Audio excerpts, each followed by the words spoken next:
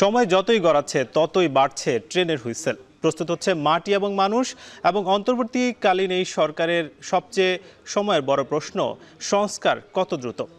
আজকে তাই নিয়ে কথা বলবো আজকের ভোটের ট্রেনে। সঙ্গে আছে আমি নাজমুস সাকিব। আজ সারাদিনই বিভিন্ন রাজনৈতিক দলগুলো কথা বলেছেন নির্বাচন প্রসঙ্গে। কে কি বললেন, শুরুতেই সেই সব বিষয়গুলো একটু দেখে আসতে চাই। আজকে বেশ কয়েকটি রাজনৈতিক দলই কিন্তু দেশের বিভিন্ন জায়গায় কথা বলেছেন। শুরুতে দেখতে চাই যে জামায়াতের আমির কিন্তু কথা বলেছেন যে নির্বাচন কেন্দ্রিক যে সংস্কার সেটা গতি বাড়াতে তিনি বলেছেন, এবং নির্বাচন যাতে খুব বেশি পিছিয়ে না যায় এবং সেটা পেছানোর ফলে নানা ধরনের ষড়যন্ত্র হচ্ছে বলে তিনি কিন্তু সেই দিকে দৃষ্টিভঙ্গি দেওয়ার জন্য বলেছেন। এছাড়াও আজকে কিন্তু বিএনপির যিনি স্থায়ী কমিটির সদস্য ডক্টর খন্দকার মোশাররফ হোসেন বলেছেন অতি দ্রুত নির্বাচন কেন্দ্রিক সংস্কার শেষে রোডম্যাপ ঘোষণার জন্য আহ্বান করেছেন, যে নির্বাচনের যে রোডম্যাপ সেটা ঘোষণার জন্য কিন্তু তিনি আহ্বান করেছেন অন্তর্বর্তী সরকারকে। এছাড়াও আজকে ইসলামী আন্দোলন বাংলাদেশ এর আমির যিনি সৈয়দ মোহাম্মদ রেজাউল করিম, তিনিও কিন্তু আজকে একটি সমাবেশে কথা বলেছেন। সেখানে তিনি জানিয়েছেন যে সংখ্যানুপাতিক প্রতিনিধিত্বমূলক যে নির্বাচনের কথা তারা আসলে বরাবরই বলছেন, যে ছোট দলগুলো আসলে মোট যে ভোটগুলো পাবে সেই ভিত্তিতে যদি আসনগুলো দেওয়া হয়, সেই ব্যাপারে কিন্তু নির্বাচন কমিশনকে তিনি দৃষ্টিভঙ্গি দেওয়ার জন্য বলেছেন। এছাড়া আজকে কিন্তু ঝিনাইদহে গণ অধিকার পরিষদের সাধারণ সম্পাদক রাশেদ খানও কথা বলেছেন। তিনি যেটা জানাচ্ছেন যে আওয়ামী লীগকে নির্বাচনের সুযোগ দিতে চাইলে প্রয়োজনে নির্বাচন কমিশন ঘেরাওয়ের মতো কিন্তু হুঙ্কার দেওয়া হয়েছে। তো সব মিলিয়ে আজকে কিন্তু দলগুলো বেশ সরব ছিল নির্বাচন কমিশনের প্রতি, নানা ধরনের তারা কিন্তু বার্তা দিয়েছেন। দেখছেন ভোটের ট্রেন। সংস্কার কতটা দ্রুত হবে সেই বিষয়ে আমাদের সঙ্গে আলোচনা করতে যুক্ত আছেন নির্বাচন ব্যবস্থা সংস্কার কমিশনের সদস্য সাদিক আল আরমান। সাদিক, স্বাগত আপনাকে। আজকে আমরা আসলে বড় প্রশ্ন যেটা, যে বিভিন্ন দলগুলো তারা কিন্তু আজকে বিভিন্ন জায়গায় কথা বলেছেন।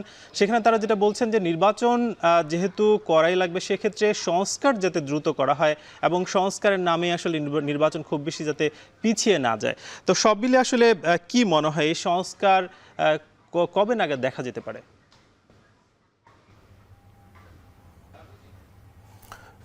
ধন্যবাদ আপনাকে। আসলে আপনি একটা কথা ঠিক বলেছেন যে বাংলাদেশের যতগুলো পলিটিক্যাল পার্টিজ আছে এই মুহূর্তে আবার তাদের সবচেয়ে হট যে সিট, তাদের সবার চোখ ইলেকশন কমিশনের সংস্কার কমিশনের দিকে। আপনি জানেন যে 2009 সালের পরবর্তী সময়ে আমরা দেখেছি যে একটা সুষ্ঠু সুন্দর গণতান্ত্রিক ধারাকে কীভাবে ধ্বংস করা হয়েছে। আমাদের দেশের প্রশাসনিক সিস্টেম, ইলেকটোরাল সিস্টেম, সাংবিধানিক সিস্টেমগুলো পরিবর্তিত করা হয়ে গিয়েছে। যদি আমরা কোনোভাবে আমাদের এই ধ্বংসকৃত প্রশাসনিক ব্যবস্থা এবং আমাদের সাংবিধানিক ব্যবস্থা সংস্কার করতে না পারি, পরবর্তীতে দেখা যাবে যেই সংবিধান, যে ইলেকশন কমিশন, যে আইন শৃঙ্খলা বাহিনী এবং প্রশাসন এইরকম একটা ফ্যাসিস্টকে বানাতে সহায়তা করেছে, সেরকম আরেকটা ফ্যাসিস্ট তৈরি হতে পারে। তো এই ক্ষেত্রে ছাত্র জনতার গণ অভ্যুত্থানের ফলে যে স্বাধীনতা আমরা পেয়েছি, আমরা কখনো এই স্বাধীনতা হারাতে চাই না। আমরা শহীদের রক্তের উপর দাঁড়িয়ে আছি। আমাদেরকে বুঝতে হবে যে সমগ্র জাতি আমাদের কাছে ভবিষ্যতে সুন্দর একটা বাংলাদেশ চায়, যেখানে পুনরায় কখনো ভোটের অধিকারকে হরণ করা হবে না। তো সেই ক্ষেত্রে আমি আশা রাখবো যে সংস্কার যে প্রক্রিয়াটা দীর্ঘ 17 বছরের জঞ্জাল, এই যে জঞ্জালটা পরিষ্কার করতে হচ্ছে, সেক্ষেত্রে একটু সময় লাগছে। তো আমরা আশা করি যে আমাদের যে ডেডলাইন 31 ডিসেম্বর, এর ভিতরে আমরা আমাদের যে সংস্কার প্রস্তাবনা তা আমরা সরকারের কাছে পৌঁছে দেব। আজকে সাদিক আমাদের সঙ্গে কিন্তু যুক্ত আছেন, যিনি নির্বাচন কমিশনের সদস্য। আমরা তার সঙ্গে আরও কথা বলবো, তবে তার আগে ছোট্ট একটা বিরতি নিচ্ছি।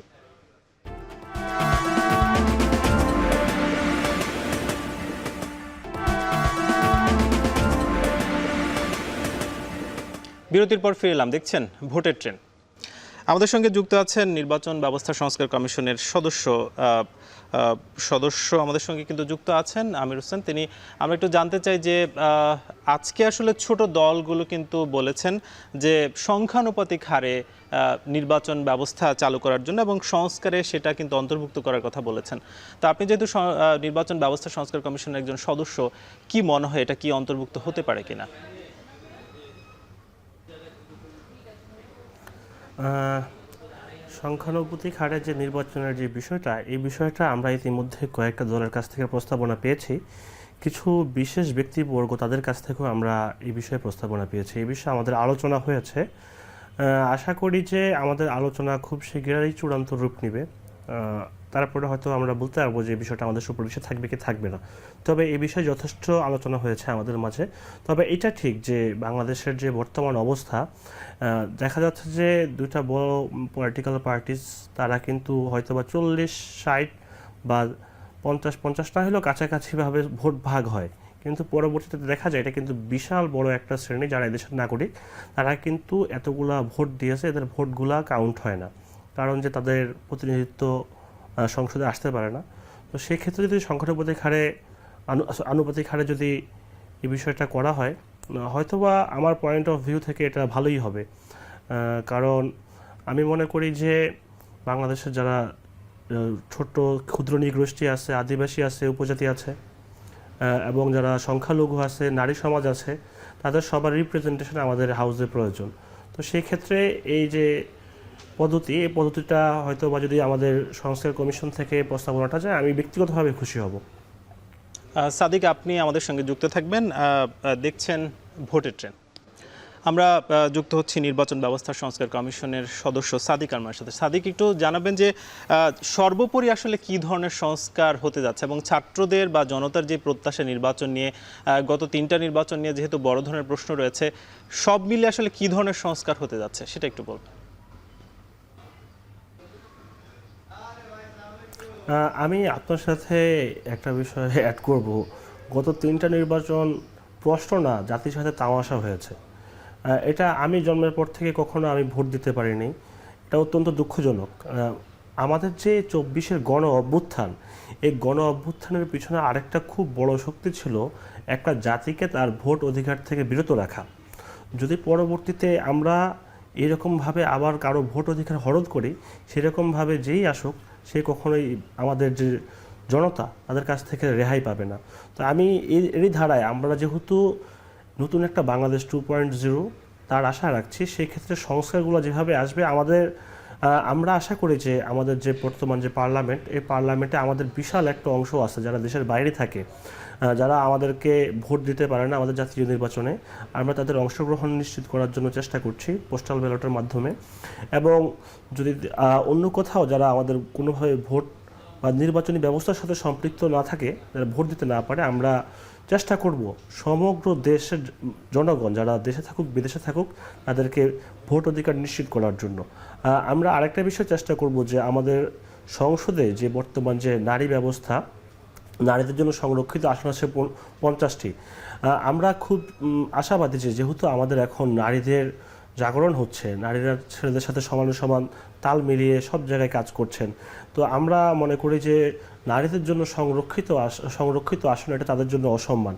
তো আমরা চাইবো যে রেগুলার যে প্রসেস, সেই প্রসেসে সংরক্ষিত যে আসন পদ্ধতি সেটাকে উঠিয়ে দিয়ে নারীদেরকে বাধ্যতামূলকভাবে সিট থাকবে, তারা নারীদেরকে আপনারা বেশ অগ্রাধিকার দিচ্ছেন, সেটা আসলে এবং সেভাবে জিতে আসবে। জি জি, আমরা সেটা বুঝতে পেরেছি যে আসলে বেশ কিছু সংস্কার হচ্ছে। সাদিক, আপনাকে ধন্যবাদ। ভোটের ট্রেনের পক্ষ থেকে আপনাকে অসংখ্য ধন্যবাদ জানাচ্ছি। আমাদের সঙ্গে যুক্ত ছিলেন নির্বাচন ব্যবস্থা সংস্কার কমিশনের সদস্য সাদিক আল আরমান। সময় হলো আরেকটি বিরতি নেওয়ার জন্য। এখন ভোটের ট্রেনে নিচ্ছি আরেকটা বিরতি, ফিরছি কিছুক্ষণ পর।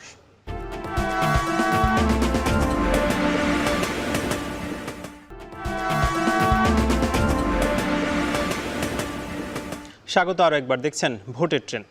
আমরা একটু আলোচনা করতে চাই যে সংসদীয় আসন 13 নীলফামারী 2 নিয়ে। আমরা একটু দেখব যে সংসদীয় যেই আসন 13 রয়েছে, সেখানে নীলফামারী 2-এ কিন্তু ভোটার সংখ্যা রয়েছেন মোট 3,58,793 জন, এবং এখানে কিন্তু পুরুষ ভোটার রয়েছেন 1,79,716 জন, এবং নারীও কিন্তু প্রায় কাছাকাছি, অর্থাৎ একেবারেই সমান বলা যায় যে 1,79,077 জন নারী রয়েছেন। এবং এই যে সংসদীয় আসন 13 অর্থাৎ নীলফামারী 2 কিন্তু নীলফামারীর জেলার যে সদর উপজেলা রয়েছে সেটা নিয়েই কিন্তু নীলফামারী 2। আমরা দেখে আসলাম যে সংসদীয় আসন 13 সেই ব্যাপারে দেখছেন ভোটের ট্রেন। সৈয়দপুর থেকে আমাদের প্রতিনিধি যুক্ত হচ্ছেন আমিরুল বাপ্পি। আমিরুল বাপ্পি, আপনাকে স্বাগতম। আপনি একটু জানাবেন, যেহেতু রাজনীতিবিদরা আসলে আজকে সারাদিনই সংস্কার নিয়ে তারা বলছিলেন যে সংস্কার কত দ্রুত করা যায় কিংবা নির্বাচন কত দ্রুত করা যায়, সেক্ষেত্রে আসলে নীলফামারী 2-এর যারা আসলে ভোটার রয়েছেন তারা কি বলছেন, কি চান, সংস্কার চান না ভোট চান, সেটা কিভাবে? সাকিব, এইখানে আসলে দুই ধরনের মতামতই আমরা দেখতে পাচ্ছি অনেকদিন ধরেই, বিশেষ করে 5 আগস্টের পর থেকেই। যারা রাজনৈতিক নেতৃবৃন্দ আছেন তারা চাচ্ছেন যে যত দ্রুত সম্ভব নির্বাচনটা দিয়ে একটি দলীয় সরকার গঠন করতে। অন্যদিকে যারা তরুণ প্রজন্ম আছে, বিশেষ করে যারা এই আন্দোলনের সাথে জড়িত ছিল, আন্দোলনে সরাসরি অংশ নিয়েছে, তারা বলছে যে যেহেতু তারা একটা সংস্কারকে লক্ষ্য নিয়ে এই আন্দোলনটি করেছে, সেহেতু আগে সংস্কার করে তারপরে এই নির্বাচনটা অনুষ্ঠিত হোক। এবং এর সাথে সাথে যারা এবার প্রথমবারের মতো ভোট দেবে তারা বেশ উচ্ছ্বসিত হয়ে আছে, নতুন ভোটার তালিকা যেন ঠিকঠাক মতো হয়, এই দাবিগুলোও করছে বা এই আশাগুলোও করছে তারা। এবং তাদের ভাষ্য হলো যে রাজনৈতিক দল কি করবে না করবে সেটি পরের ব্যাপার। এই সংস্কারের জন্য যদি সময় যথেষ্ট লাগে, 6 মাস, 1 বছর, 2 বছর, যতদিনই সময় লাগুক না কেন, সংস্কার করে তারপরে একটি সুষ্ঠু রাজনৈতিক নির্বাচনের মাধ্যমে একটি দলীয় সরকার যেন গঠন করা হয়। কিন্তু সার্বিকভাবে সবাই চান যে একটি দলীয় সরকার, সেটি তো অবশ্যই। তবে একদম যেগুলো নিত্য প্রয়োজনীয় জিনিস, সেগুলোর যে দাম, এইটি কিন্তু সবার মুখে মুখে আছে যে এই সরকারই থাকুক বা একটি নির্বাচিত সরকারই আসুক না কেন, নিত্যপণ্যের দাম যে ঊর্ধ্বমুখী, সেই ঊর্ধ্বমুখীতাকে নিচের দিকে নামানোটাই হচ্ছে যে কোনো সরকারের বড় চ্যালেঞ্জ। তো সাকিব, সব মিলিয়ে নির্বাচনটা হওয়া দরকার, সাথে সংস্কারটা তো অনেক বেশি জরুরি। সাকিব, ধন্যবাদ বাপ্পি। আসলে আমরা মানুষের কথাই কিন্তু জানছিলাম যে সংস্কার তারা কিন্তু চান, পাশাপাশি যেই সংকটগুলো রয়েছে সেগুলোও যাতে কেটে যাক, সেই বিষয়গুলো কিন্তু আসলে ভোটাররা চাচ্ছেন। শেষ করছি ভোটের ট্রেনের আজকের পর্ব। কাল আবারও দেখা হবে নতুন কোনো পর্বে, নতুন কোনো বিষয়ে। শুভরাত্রি।